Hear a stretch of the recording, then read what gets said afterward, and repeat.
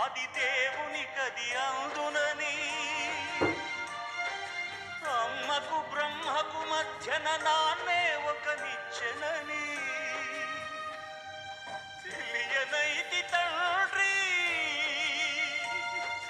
ఎరుగనైతి నాన్న నాన్నంటే నడిచే దేవాలయమని మరచితిని ఆత్మజ్యోతి చేతుల వేసుకుంటిని మరచిపోయి కూడా నన్ను మన్నించుద్దమ్మా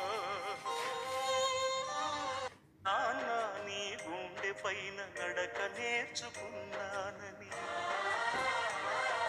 నీ చూపుడు వేలితో లోకాన్నే చూశానని నాన్న